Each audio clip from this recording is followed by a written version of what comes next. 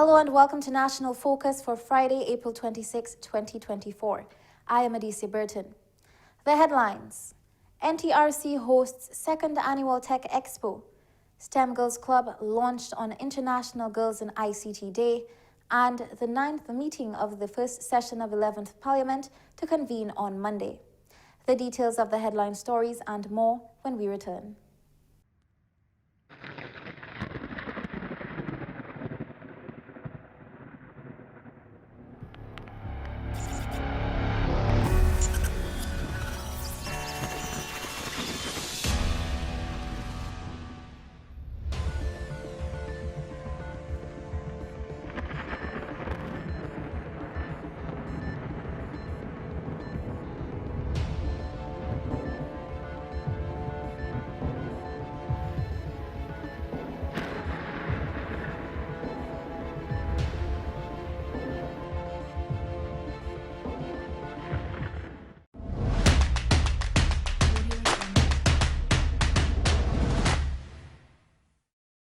Welcome back. The National Telecommunications Regulatory Commissions has hosted its second annual Tech Expo on Friday, April 26 at the Winter Park Sports Stadium. The expo was held under the theme Innovation Taking Center Stage and ran from 9 a.m. to 4 p.m. Executive Director of the NTRC, Mr. Craig Nesty, says the expo is a chance to celebrate the innovation of the youth. As part of the activities, ICT clubs from 7 high schools showcased their inventions which use technology to address societal issues facing Dominica. At the core of this future is the Arduino microcontroller, empowering young minds to transform ideas into reality. I'm excited to announce that 7 schools, namely Convent High School, Dominica Grammar School, Northeast Comprehensive, Orion Academy, Portsmouth Secondary, St. Mary's Academy, and Wesley High School are all presenting their projects, each demonstrating the remarkable capabilities of the Arduino and other technical components. From a smart greenhouse to line-following robots addressing the African snail issue, our students have tackled societal problems with creativity, ingenuity, and determination. This multidisciplinary approach showcases the breadth of innovation on display here today. Minister for Education, Honorable Octavia Alfred, says developing the technology skills of the country's youth is important in a modern and technology-driven world. ICT in education is taking a new level of excitement, and NTRC is on board with us. Information and communication technology can impact student learning when teachers are digitally literate and understand how to integrate it into the curriculum. Computer technologies and other aspects of digital culture have changed the ways people live, work, play, and learn, impacting the construction and distribution of knowledge and also power around the world. Graduates who are less familiar with digital culture are increasingly at a disadvantage in the national and global economy.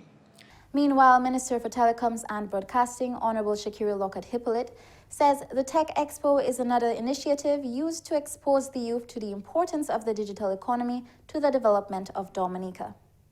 The Tech Expo 2024 is yet another initiative not only to showcase the tremendous talent of our young people, but also to deepen the process of sensitization and education of the important role this sector plays in national development and its inherent potential as a game changer. The government of Dominica, in its quest to build a resilient, dynamic Dominica, has embarked upon a revolutionary technological crusade to advance that key sector. As part of the day's activities, primary schools were awarded for the Girls in ICT mobile app development competition. Concord Primary won the Most Creative App Award for their app, Riddles for Middles. Pioneer Prep won the award for Most Innovative App, Wordbook. And Temple SDA Primary School took home the award for Most Functional App for their Girls Rock Bible Edition app. In celebration of International Girls in ICT Day, the STEM Girls Club was launched during a ceremony at the Maho Primary School on April 25, 2024. The club was established in the Maho constituency in 2023 to create and foster an ecosystem that nourishes the interest, talent, and intellectual capital of girls and women in the field of science, technology, engineering, and mathematics, STEM. The club provides an opportunity for girls to explore STEM careers and to identify education and training opportunities to address the structural barriers and gaps that have been identified in various research studies on gender equality and ICTs. This initiative marks our strong commitment to fostering the talent, curiosity, and potential of girls and women in the fields of science, technology, engineering, and mathematics. In today's rapidly evolving world, technology plays a crucial role in every aspect. Technology has transformed the way we do everything. This year's theme for the Girls in ICT Day celebrations is leadership, to underscore the critical need for strong female role models in STEM careers. The world needs more women in STEM. From climate change, global health, and emerging technologies, that brain power, knowledge, and skill is needed to address what we consider some of the world's most pressing problems. Featured speaker and CEO of Triage Health, Mrs. Jessica Ricketts-Esprit, encouraged the young girls to trace their dreams and join a STEM club. To the young girls and women we have here today, the only way to figure out your calling is to get involved. Join the STEM Girls Club, as many of you already have. Whether or not you choose a career in STEM, your experience will only mold you into a more well-equipped member of society. I challenge you to believe in yourself. Break free from all limitations and self-doubt. Drown out the noise and fall completely and absolutely in love with your very own journeys. Parliamentary Representative for the Maho constituency, Honorable Cassani Laville, Dr. Jermaine Joel Jean-Pierre, Miss Melissa Graham, and Mrs. Nicole Laville are leading the initiative, which targets girls aged 8 to 16 years. When the 9th meeting of the first session of the 11th Parliament convenes on Monday, April 29, Minister for Finance, the Honourable Dr. Irvin McIntyre, will seek approval for supplementary estimates for the financial year ending 30th June 2024, amounting to $52,441,040. The Finance Minister is also expected to introduce a bill for an act to amend the Tax Information Exchange Act, Chap 6702. Government will also be seeking authorization for a credit facility from the International Development Association to finance the development of a new electricity transmission network from the Roseau Valley to Fokole. Government is seeking to borrow 103 million EC dollars from the IDA at 0.75% per annum, with a commitment charge of 0.5% per annum and repayment in 60 semi-annual installments commencing May 15, 2034, with a grace period of 10 years. Also during this meeting of Parliament, the Honourable Minister for Public Works, the Honourable Fidel Grant, will present that NTRC annual reports for 2019 and 2020. Parliament begins at 10 a.m. Tune into GIS for live coverage on Digiplay Channel 7, Flow 107, and our Facebook and YouTube pages at GIS Dominica. A new Cuban ambassador has been welcomed to Dominica. His Excellency Ambassador Miguel Manuel Fraga Gonzalez from the Republic of Cuba presented his credentials to President of Dominica, Her Excellency Silvani Burton, on Friday, April 26 at a small ceremony held at the State House. Her Excellency Burton expressed her gratitude to the government of the Republic of Cuba for the assistance they have provided to Dominica in various sectors over the years. She hopes to see this collaboration continue as the two countries combat global challenges. Your Excellency, we live in trying and difficult times brought about by innumerable challenges, which have both current and long-term implications. These include threats to global peace and security, climate change, degradation of our ecosystem and loss of our biodiversity, poverty, inequality, and the growing challenge of chronic non-communicable diseases. The severity and huge impacts of the various challenges that we have been experiencing in recent times highlight the importance of multilateralism. Dominica therefore remains resolved to working with Cuba and the rest of the global community to offer solutions to our various challenges with a view to realize a sustainable, transformative, and fairer future for all. Her Excellency Burton added that despite the challenges that Cuba has faced due to the trade embargo placed on the country by the United States of America, Cuba has been a friend to Dominica throughout its most challenging times. She added that Dominica will continue to advocate for Cuba on the international scene. Cuba has been a true friend of Dominica and the Caribbean. Despite its economic challenges posed by the unjustified 60-year-plus embargo imposed by the United States of America, Cuba has maintained a keen interest in the development and well-being of its Caribbean brothers and sisters. Your Excellency, our cooperation with your country in the regional and international arena can be counted upon. Dominica will continue to support Cuba in the international fora and continue to call for the lifting of the unjustified trade restrictions and export bans imposed by the United States. Meanwhile, new Cuban Ambassador to Dominica, His Excellency Miguel Manuel Fraga Gonzalez, says collaboration between the two countries is necessary to build successful nations. Through all these years, we have accomplished a lot, despite the numerous challenges our countries have faced, while trying to ensure the survival and progress of our peoples. We truly believe that cooperation and solidarity is our only path to success. Cuba will be forever grateful to its Dominican brothers and sisters for their firm position of respect and solidarity with our nation. One proof of this is expressed in the systematic vote in the General Assembly of the United Nations in favor of the Cuban resolution that demands the end of the unjust and inhumane blockade imposed by the United States government against my country, lasting more than 60 years. Dominica and Cuba established diplomatic relations in 1996. You're watching National Focus. More when we return.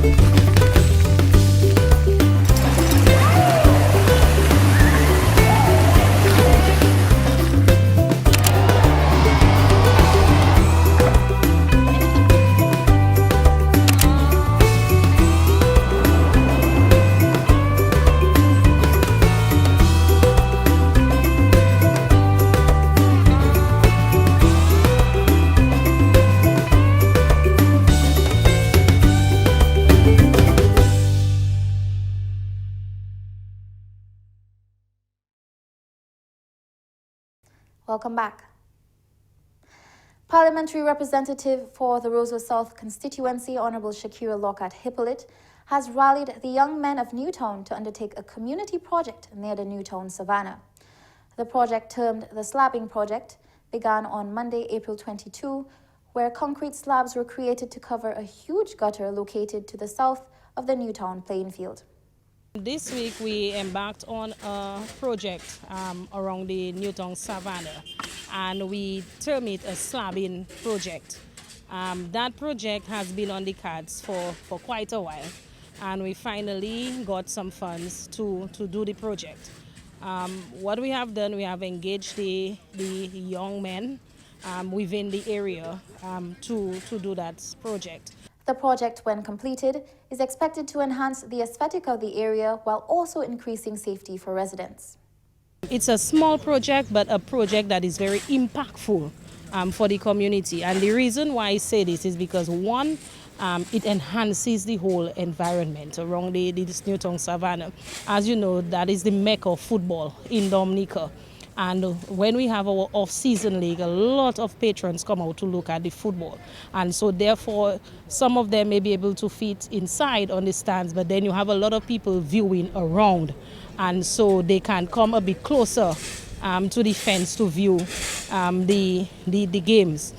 Secondly, for the safety, you have a big drain like this that has no covering, and so therefore, you want to prevent vehicles from going down in the gutter. You have children in the vicinity of the area. You do not want them to fall in the gutter. So it's also a safety measure. Contractor Mr. Al Thomas says this project shows the investments being made in the constituency's youth. Basically, it's a slabbing project around the New Town Savannah. It started on Monday and is scheduled to finish tomorrow. The PAL rep for the Roses of constituency have always expressed vision of engaging the youth in the community. She always has a confidence in the young boys, the young people in the constituency. So she came to me and asked me to be the contractor and work with the young boys, because I work closely with her. I understand her vision, and I always express myself that I can execute her vision properly. 9 residents were engaged on this project. Resident of Newtown, Mr. Ken Joseph, says projects of this nature are critical for community development. Community-based projects have always played a key role in the development of a community. And as you can see, that this project there, it has been a long while that the boys from around the area have been showing no concern as to cover the slabs for them, to make slabs, to create slabs to cover the water. Because they feel that when they're watching the football, they don't get enough of the sidewalk when the vehicles are passing by. So it's a good project, a good initiative that the PAL took it over and decided to create employment for the young boys at the same time. So as you can see, at my back presently, there's a lot of NEP workers. And not just to show that NEP workers is not just in the beautification, but they can also take part in the construction and the development of the community in different areas and in different forms. Over 40% of employees on the International Airport project are Dominicans. That's according to the project manager for Montreal Management Consultants, MMCE, Mr. Kyle Murad. The local workers are bringing their skills and expertise to the project and making a valuable contribution to the development of this important infrastructural project. Today we are 500 plus people on site, in which 210, it was 207 2 weeks ago, now it's 210 locals hired. We're talking about a bit more than 40%, and that's good. As the project progresses, more opportunities will become available for local employees. At the peak point of the progress of the project, we're talking about 1,500 people, plus or minus. That's our expectation, that's our calculations, etc. Out of the 1,500, we're talking about 600 Dominicans. MMCE says the company has employed a number of Dominicans on key projects across the island. To those that say that MMC or CR5 are not using Dominicans, are not hiring Dominicans, all my engineers, maybe except one, for all the projects of MMC are Dominicans. And I'm saying all my engineers. And they are there. I'm sure everybody knows them on different sites, from Scott's Head to Penville or to Woodford Hill, in about 11 sites, housing projects. In addition to the airport, now I'm hiring Dominica, and guess what? They are Chinese speaking. When somebody goes online, regardless, truck driver or equipment operator or something, and claim that this project Dominica is not benefiting as jobs. I'm saying come and see. The 22nd Annual Vaccination Week in the Americas commenced from April 20 to 27, 2024, under the theme Engage Now to Protect Our Future. Pan American Health Organization, PAHO, is leading the charge to improve vaccination rates. Immunization and this Vaccination Week of the America is a very important intervention, very important activity for PAHO, because it helps us to provide technical assistance to countries to improve their immunization program, to improve and increase their vaccination coverage, and because for PAHO, primary health care and universal health coverage, universal health access is very important. PAHO have the goal to improve, to promote activities and intervention that will prevent communicable diseases, non-communicable diseases and their causes, but also to strengthen health services in the countries and to prepare countries to respond to any emergency or any outbreak. Dr. Kobe Jackson spoke of the notable changes made through the interventions during Vaccination Week since its recognition in the Americas. And since the implementation of this Vaccination Week in the Americas in 2002, we have seen that in about 40 countries in the Americas, vaccination rates has improved and increased, and we have vaccinated about 1.15 billion people during the Vaccination Week of the Americas since 2002. So this is a very important activity to increase vaccination coverage in countries. The Ministry of Health and PAHO held a vaccination education session with 4 schools at the Grand Bay Health Center on April 25 in recognition of this week's celebration. Dr. Kobe Jackson reiterated PAHO's commitment to continue to support countries in boosting immunization rates and appeals to individuals to get vaccinated to protect their families, communities, and future. Archi's printery and architectural designs of the Kalinago territory is taking a unique approach to providing 2 much-needed services in the indigenous space.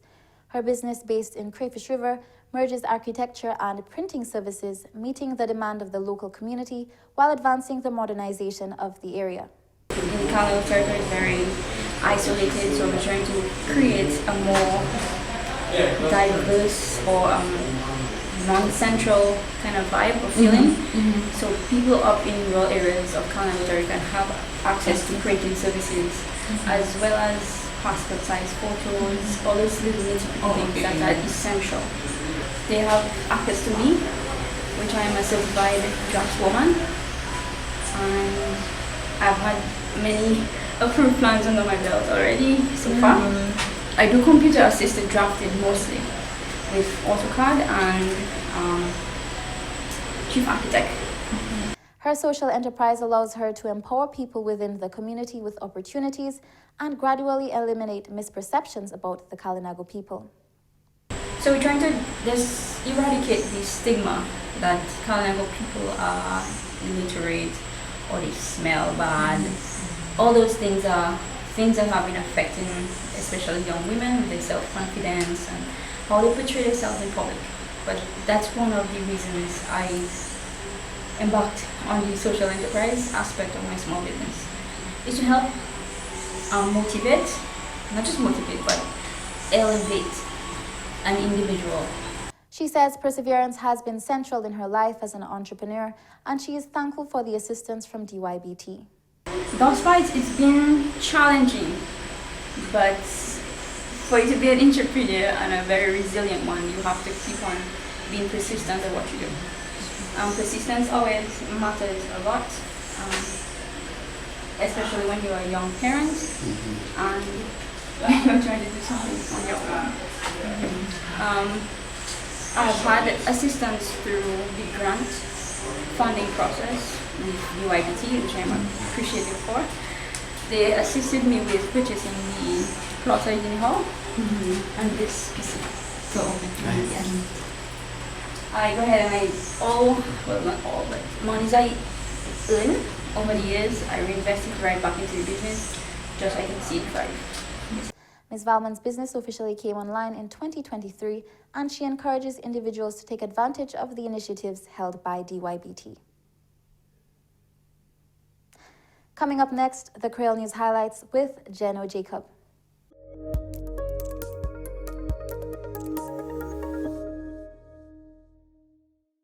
Bienvenue à ce nouvel en créole, nom monsieur Jeno Jacob.